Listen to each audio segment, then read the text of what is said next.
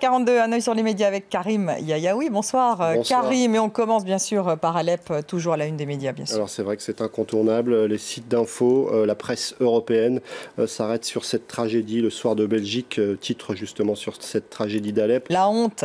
La honte. Libération également, une remarquée et assez partagée aujourd'hui, 6J Alep sur un fond blanc.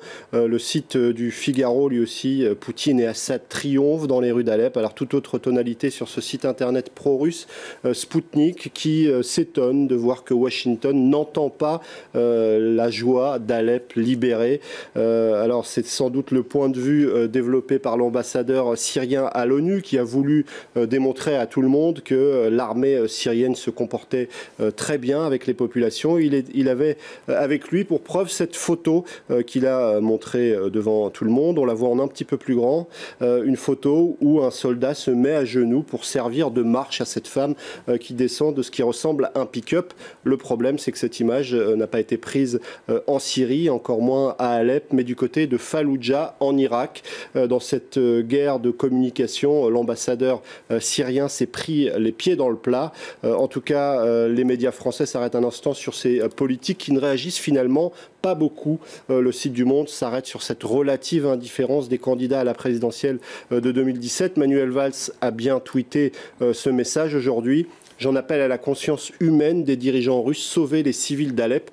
Mais il n'a pas tardé à être repris de volée par un certain nombre d'internautes. Où étiez-vous pendant ce temps comme Premier ministre? Benoît Hamon, lui aussi, a publié sur son compte Twitter un message où il met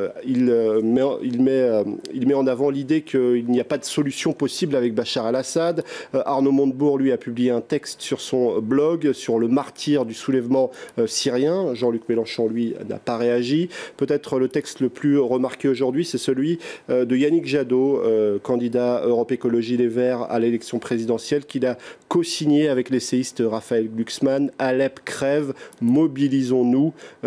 Sur les réseaux sociaux, c'était assez partagé. François Fillon, lui, n'a pas réagi, pas plus que Marine Le Pen. On sait que tous deux entretiennent des rapports plutôt bons avec la Russie de Vladimir Poutine.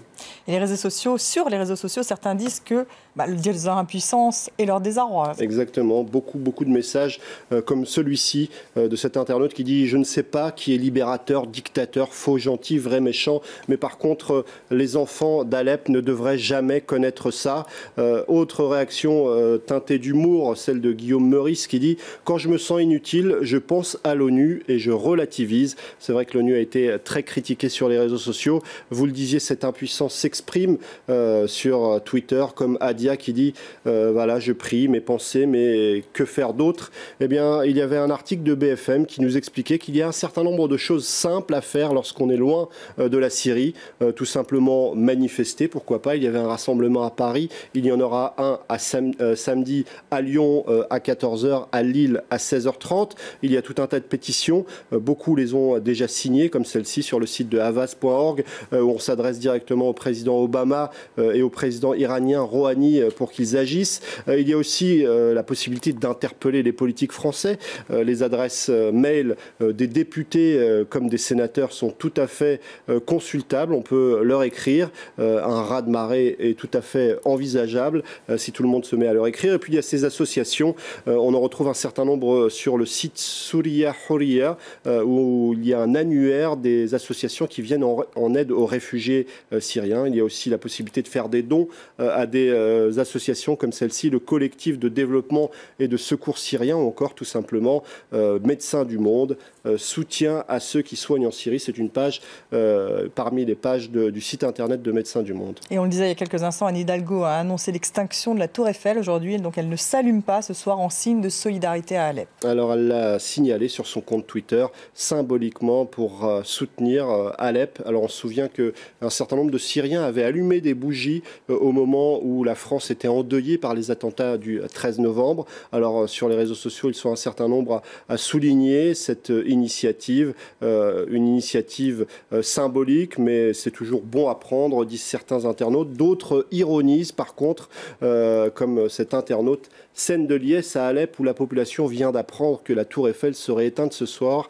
Un homme brandit un portrait d'Anne Hidalgo. Évidemment, c'est ironique, mais ces petits messages, ces images d'une tour Eiffel éteinte peuvent tout de même réchauffer quelques cœurs, ou en tout cas nous donner le sentiment qu'on partage de très loin l'horreur que vivent les habitants d'Alep-Est. Et on finit avec quelques dessins de presse. Alors des dessins de presse, il y en avait beaucoup aujourd'hui. Celui de Chapat était partagé sur les réseaux sociaux. Chapat, dessinateur du New York Times, avec ce cadeau de Vladimir Poutine à Bachar al-Assad, un cadeau avec cette ville d'Alep à moitié détruite et ensanglantée.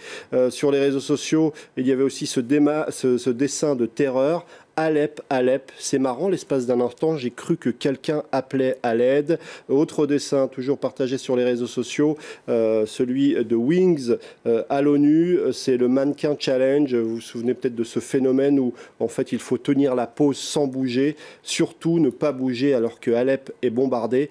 Mais sans doute le dessin qui a le plus ému les internautes et qui a été le plus partagé aujourd'hui, c'est celui-ci, signé Hani Abad, un dessinateur syro-palestinien, si je ne me trompe pas, Hani Abbas, avec en lettres arabes la ville d'Alep et évidemment cette dernière lettre qui ressemble à un œil qui pleure des larmes de sang.